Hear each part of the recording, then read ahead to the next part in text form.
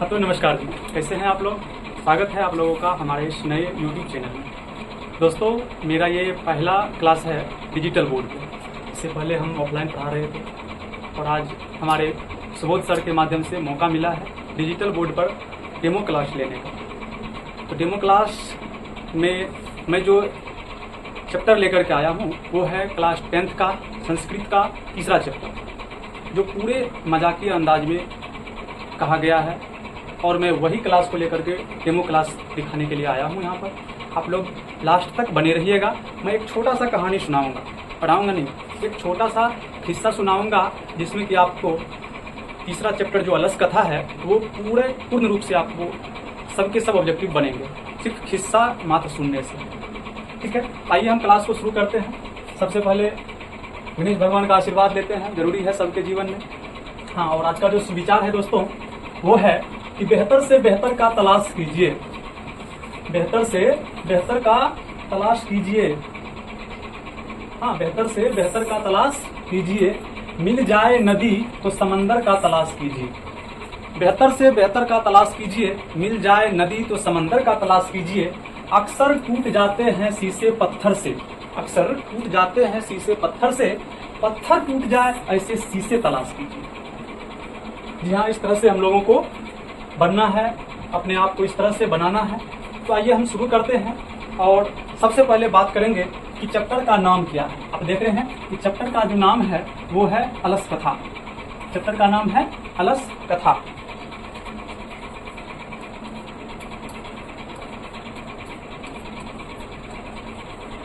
Chapter का नाम है अलस कथा। तो सबसे पहला क्वेश्चन यही आता है कि अलस कथा कौन लिखेगा। तो अब आप लोग सोचिएगा कि ये कौन सा मजाक हुआ, खुद से लिख दिया अलस कथा और पूछता है कि अलस कथा कौन लिखा है। तो मैं वो नहीं कह रहा हूँ, मैं ये कह रहा हूँ कि अलस कथा पाठ के जो रचयिता है वो कौन है। तो आपके पाठ्य पुस्तक में दिया होगा कि अलस कथा पाठ के जो रचयिता है वो है विद्यापति, वो है विद्यापति। विद्यापति जी मैथिली भाषा के कवि हैं। किस भाषा के? मैथिली भाषा के। लेकिन मैथिली भाषा के कवि तो है, लेकिन संस्कृत भाषा में भी इन्होंने अनेक सारे ग्रंथ लिखे हैं। संस्कृत भाषा में भी इनका अहम योगदान है। तो विद्यापति जी ने ये कथा को लिखा है, ये कहानी को लिखा है अलस कथा। और ये कथा जो है व्यंग्यात्मक रूप में है। किस रूप में है? व्यंग्यात्मक। व्यंग्यात्मक यानी कि पूरे मजाकिया अंदाज में है, हंसी मजाक में है ये कहानी। तो और इसमें मुख्य चीजों को जो जानना होता है वो है कि यह जो कहानी है कहाँ से लिया गया है। यह कहानी कहाँ से लिया गया है, यह कहानी कहाँ से लिया गया है। तो आप लोग जानते होंगे यह जो कहानी है पुरुष परीक्षा नामक ग्रंथ से लिया गया है। मैं आगे क्वेश्चन दिखाऊंगा भी, सारे चीजें टाइप किए हुए हैं। हाँ, वीडियो लंबा हो जाएगा लिखने में, तो मैं चाहता हूँ कि आप लोग सिर्फ सुने और लास्ट में आप लोगों को जब ऑब्जेक्टिव सेशन कराया जाएगा उसमें आप लोग जवाब देंगे। हाँ, ये कहानी जो है व्यंग्यात्मक रूप में है और पुरुष परीक्षा नामक ग्रंथ से लिया गया है। पुरुष परीक्षा नामक ग्रंथ में क्या सब चीज है? तो पुरुष परीक्षा नामक ग्रंथ जो है उस ग्रंथ में मानव के गुण और दोष का वर्णन है। मानव के गुण और उसके दोष के निवारण का वर्णन है। हाँ, ये सब छोटा छोटा टॉपिक याद रखिएगा, ऑब्जेक्टिव में काम देगा। ठीक है, तो आइए शुरू करते हैं इस कहानी को। इस कहानी की शुरुआत होती है मिथिला से। इस कहानी की शुरुआत होती है मिथिला से। कहाँ से? मिथिला से। मिथिला में एक मंत्री रहते थे। मिथिला में एक मंत्री रहते थे, उनका नाम था वीरेश्वर। वीरेश्वर। मिथिला में एक मंत्री रहते थे जिनका नाम था वीरेश्वर। वीरेश्वर जी स्वभाव से दानित, दयावान थे और अपने यहाँ प्रतिदिन अनाथों को, दशाहीन लोगों को, आलसियों को इच्छानुसार भोजन कराते थे और वस्त्र देते थे। तो गांव समाज में जितने भी लोग आलसी टाइप के थे, आलसी समझते हैं आप लोग? आलसी किसको बोलते हैं? आलसी वैसे व्यक्ति को कहा गया है जो अपने पेट की पूर्ति के लिए, अपने उदर की पूर्ति के लिए भी कुछ नहीं कर पाते हैं, वैसे लोगों को आलसी कहा गया है। मैं आप लोगों को एक छोटा सा कहानी सुनाता हूँ कि दो मित्र थे, वो दोनों जंगल में जा रहे थे। दोनों के दोनों आलसी थे। हाँ, जंगल में घूम रहे थे, थकान हुई शरीर में वो आम के वृक्ष के नीचे बैठ गए। बैठ गए और थोड़ा सा उनको नींद आने लगा, वो दोनों वहीं पर मतलब लेट गए और कुछ ही देर में ऊपर देखते हैं तो अच्छे अच्छे लाल लाल आम लगे हुए थे, आम सभी पके हुए थे। तो दोनों कह रहे थे कि काश ये आम टूट कर मेरे मुंह में गिर जाता तो कितना अच्छा होता। हाँ, कुछ ही समय की बात है, एक सुंदर सा आम टूट करके दोनों के, जहाँ दोनों लेटे हुए थे वो दोनों के बीच में गिरा। पहला दोस्त कह रहा था, दोस्त क्या देख रहे हैं, उठा के डालिए मेरे मुंह में। दूसरा कह रहा है कि आप तभी से देख रहे हैं ये कुत्ता मेरे मुंह को चाट रहा है, हम इसको भगा ही नहीं रहे, आम उठा के आपको दें। तो इतना आलसी था, बताइए कि कुत्ता उसके शरीर को चाट रहा है, उसको नहीं भगा पा रहा है, इतना आलसी था। तो आलसी मतलब जो अपने के लिए या किसी भी मतलब कुछ भी नहीं करना चाहता हो, वैसे लोगों को आलसी कहा गया है। तो बिनेश्वर जी जो है मंत्री जी अपने यहाँ सभी आलसियों को, दशाहीन लोगों को प्रतिदिन भोजन कराते थे, इच्छानुसार भोजन कराते थे और वस्त्र दान करते थे, जो स्वभाव से दानी थे और दयावान व्यक्ति थे। तो ठीक ठाक चल रहा था, जब देखा कि यहाँ पर आलसी लोगों को इतनी बड़ी सुविधा दी गई है, तो गांव समाज में जो कुछ धूर्त लोग थे, जो ठीक ठाक थे, उन लोगों ने सोचा कि घर पर बैठे रहने से क्या फायदा, चला जाए, कहेंगे हम भी आलसी ही है, खाना मिलेगा, कपड़ा मिलेगा, वहाँ रहना मिलेगा, तो क्या दिक्कत, बताइए और क्या चाहिए, खाना मिल ही रहा है, कपड़ा मिल ही रहा है, वहाँ रहने के लिए आवास मिल रहा है, तो क्यों ना हम भी आलसी बन जाएंगे, फ्री में सब कुछ मिलेगा। तो वो देखा देखी करते हुए बहुत सारे लोग जो है वहाँ पर आकर के रहने लगे। तो एक समय में जब तीन आलसियों पर खर्च हो रहा था, 2 आलसियों पर खर्च हो रहा था, 2 व्यक्तियों पर खर्च हो रहा था, अब वहाँ पर हजारों लोग रहने लगे, 100 लोग रहने लगे, 1000 लोग रहने लगे। अब बताइए खर्च बढ़ेगा ना, पहले 10 लोग रहते थे, अभी 100 लोग रह रहे हैं, 100 लोग उस सुविधा का लाभ उठा रहे हैं। धूर्त लोग जो है, जो आलसी नहीं है लेकिन बनावटी आलसी बन करके उस सुविधा का भोग कर रहे हैं। तो वहाँ के, हालांकि मंत्री जी अपना कंटिन्यू है, सबको दे रहे हैं, लेकिन मंत्री जी के जो कर्मचारी लोग थे, सेवक लोग थे, उन लोगों को यह बात ठीक नहीं लगी। उन लोगों ने सोचा कि अगर ऐसे चलता रहा तो हम लोग खुद कंगाल हो जाएंगे। हाँ, इसका कुछ उपाय किया जाए। हाँ ठीक है, आलसी लोगों को दिया जा रहा है, हाँ दशाहीन लोगों को मदद की जा रही है, वो ठीक है। अब इतने लोग जो धूर्त लोग हैं, कम से कम उस लोगों को तो नहीं देना चाहिए, उस लोगों को तो यहाँ से हटाना चाहिए। तो भैया आप पता कैसे करेगा कि कौन सही में आलसी है, कौन धूर्त लोग है? कौन बनावटी आलसी बनकर के रह रहे हैं, कैसे पता करेगा? तो सेवकों ने सोचा, कर्मचारियों ने सोचा कि क्यों ना आलसी का एक परीक्षा लिया जाए, तो अब आप लोग सोच रहे होंगे कि कौन विषय का परीक्षा लिया? भैया पढ़ाई लिखाई वाला परीक्षा नहीं था, परीक्षा था। लेकिन तो क्या हुआ, सभी लोग आलसी सहित जितने भी लोग वहाँ थे, खा करके जब सब सो रहे थे, कहाँ पे? अलसशाला में। कहाँ पर? अलसशाला में। आप लोग जानते हैं जहाँ पर हम लोग पढ़ने जाते हैं उसको बोलते हैं पाठशाला, जहाँ पर गाय भैंस को रखते हैं उसको बोलते हैं गौशाला। हाँ, जहाँ पर आलसी लोग रह रहे हैं वहाँ उसको क्या बोलेंगे? अलसशाला। तो सभी लोग जब वहाँ बैठे हुए थे, खा करके जब सब सो रहे थे, तो सेवकों ने क्या किया, अलसशाला का जो मेन गेट था उसको बाहर से लगा दिया और उसी अलसशाला में आग लगा दिया। कब लगाया? दिन में, रात में, या जब सब सो रहे थे तब? याद रखिएगा, जब सब सो रहे थे तब। जरूरी नहीं है कि रात में सोएगा, दिन में भी सोता है। हाँ, इसलिए ऑब्जेक्टिव यहाँ पर बहुत इंपॉर्टेंट है ये कि अलसशाला में आग कब लगाई गई थी। याद रखिएगा, जब सब सो रहे थे तब। हाँ, कौन लगाए थे? मंत्री जी? ना, मंत्री जी के कर्मचारियों ने, अलसशाला के कर्मचारियों ने। क्यों लगाए थे? सबको मारने के लिए नहीं, आलसियों की परीक्षा लेने के लिए। ठीक, तो परीक्षा में कितने आलसी सफल हुए? 4 आलसी सफल हुए।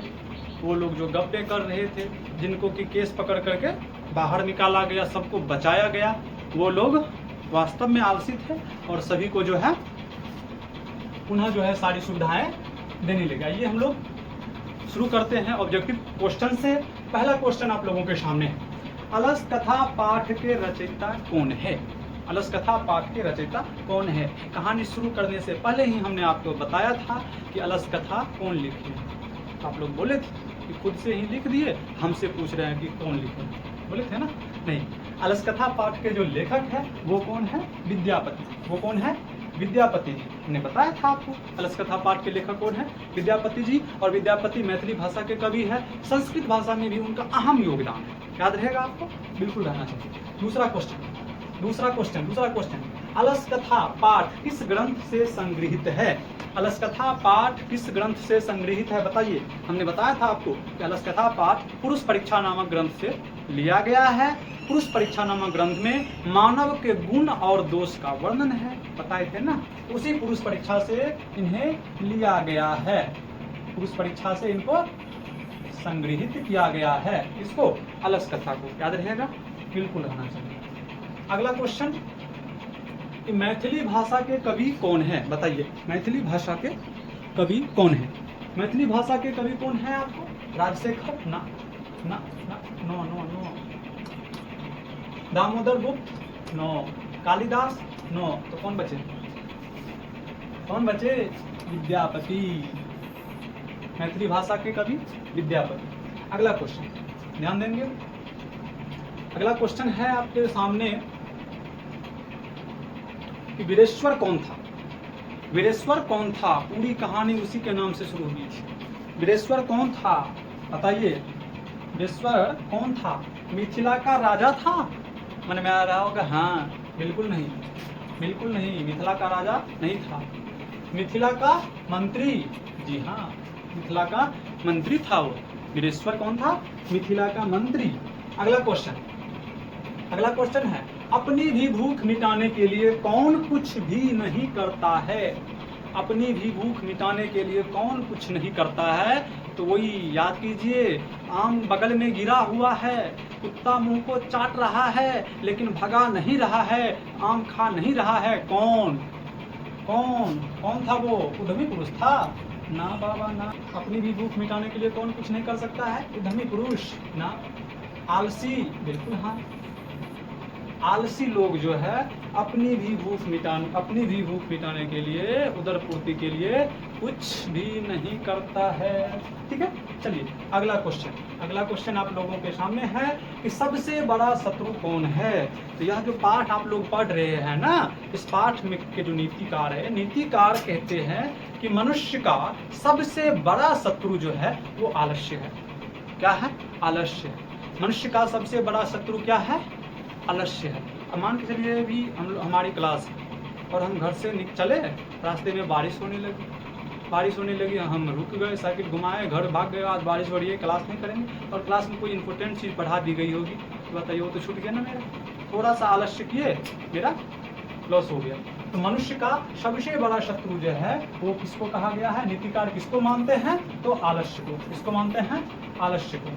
ठीक है, चलिए अगला क्वेश्चन है कि वास्तविक आलसियों की संख्या कितनी थी बताइए। वास्तविक आलसियों की संख्या कितनी थी? तो हमने आपको बताया था कि वास्तव में जो आलसी थे वो कितने थे? वास्तव में कितने आलसी थे? जब अलसशाला में आग लगाई गई थी तो सभी लोग जो है, जो धूर्त लोग थे वो लोग तो भाग गए थे, लेकिन कितने लोग जो है अभी भी वहाँ बैठ करके गप्पे कर रहे थे? कितने लोग अभी भी कम्बल ओढ़े हुए हैं? तो आपने सुना था कि 4 लोग। कितने लोग? 4 व्यक्ति अभी भी है जो बैठे हुए हैं और मतलब कम्बल ओढ़े हुए हैं और गप्पे कर रहे हैं। अगला क्वेश्चन, नीतिकार आलस्य को क्या मानते हैं? नीतिकार आलस्य को क्या मानते हैं? अभी आपने पीछे देखा था क्वेश्चन, ये क्वेश्चन आपने देखा था, सबसे बड़ा शत्रु कौन है? आलस्य। उसी तरह से यही क्वेश्चन है यहाँ भी, सेम क्वेश्चन यहाँ है कि नीतिकार आलस्य को जो है वो अपना क्या मानते हैं? शत्रु मानते हैं। क्या मानते हैं? शत्रु मानते हैं। नीतिकार आलस्य को क्या मानते हैं? शत्रु मानते हैं। ठीक है, अगला क्वेश्चन, अलसशाला में आग क्यों लगाई गई थी? मैंने बताया था आपको, बताइए अलसशाला में आग क्यों लगाई गई थी? सोच के बताइए। आलसियों की संपत्ति हड़पने के लिए? ना, बिल्कुल नहीं। आलसियों की संपत्ति हड़पना था? नहीं। आलसियों को भगाने के लिए? नहीं। आलसियों की परीक्षा लेने के लिए अलसशाला में आग लगाई गई थी। किसने लगाया था? अलसशाला के कर्मचारियों ने। समझे बात? चलिए अगला क्वेश्चन, चारों आलसियों को कैसे बाहर किया गया? पढ़िए क्वेश्चन, चारों आलसियों को कैसे बाहर किया गया? पैर पकड़कर? ना, बिल्कुल नहीं।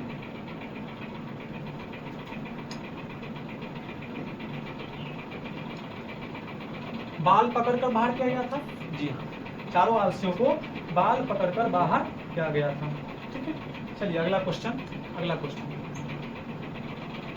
अलस कथा पाठ कुतः संकलितः। अलस कथा पाठ कुतः संकलितः, कहाँ से संकलित है, कहाँ से लिया गया है? तो बी नंबर ऑप्शन। कहाँ से?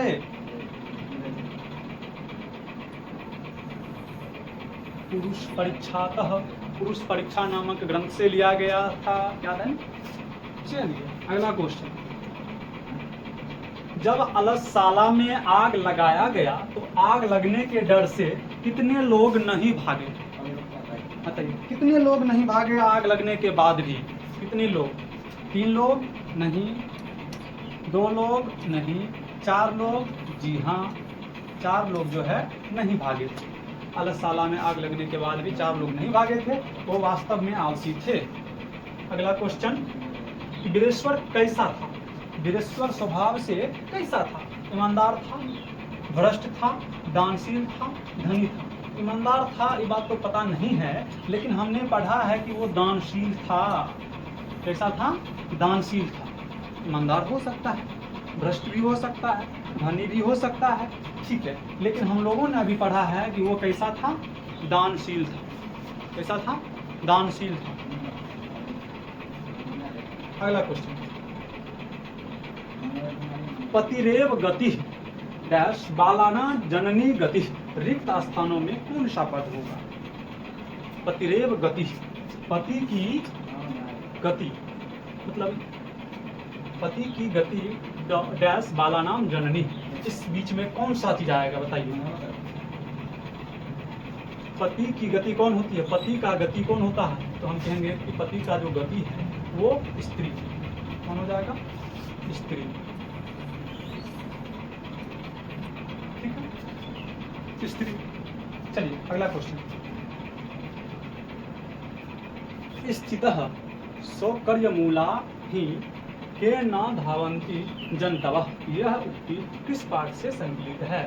अपनी स्थिति, अपने जातियों की स्थिति, अपने लोगों की अच्छी स्थिति को देखकर कौन सा जीव आगे नहीं आता है, यह बात किस पाठ में कहा गया है? तो अलस कथा पाठ में कहा गया है। इस आलसियों को सुख सुविधा देख कर करके गांव के जितने भी लोग थे वो लोग भी धूर्त बन कर करके, आलसी बन करके वहाँ रहने लगे थे। अलस कथा पाठ में यह बातें कही गई है।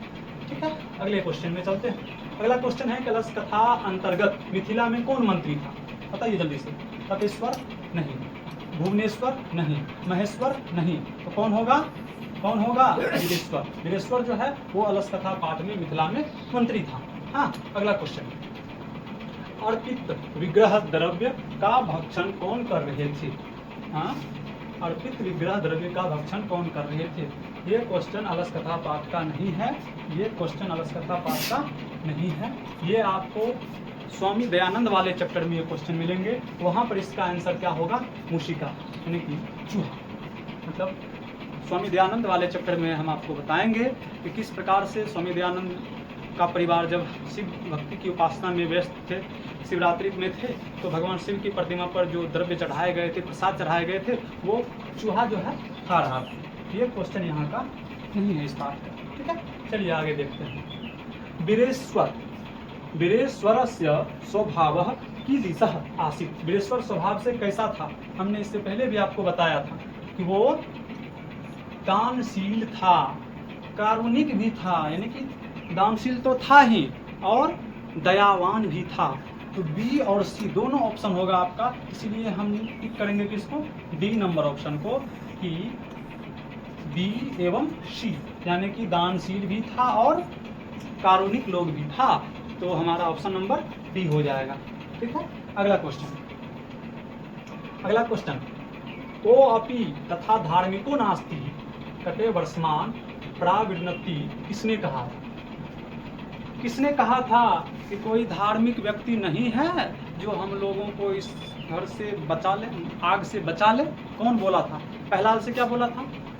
ये हल्ला कैसा हो रहा है। दूसरा बोला था कि लगता है आग लग गया है। तीसरा बोला था कि कोई धार्मिक लोग नहीं है जो उनको बचा ले, तो कौन होगा? तीसरा। कौन होगा? तीसरा। तीसरा आलसी होगा। तीसरा लोग होगा जिन्होंने कहा था कि कोई धार्मिक व्यक्ति नहीं है जो हमें बचाए। ठीक है, चलिए अगले क्वेश्चन में चलते हैं हम लोग। अगला क्वेश्चन है कि अलस साला में बनावटी आलसी दिखाकर कौन भोजन ग्रहण करते थे?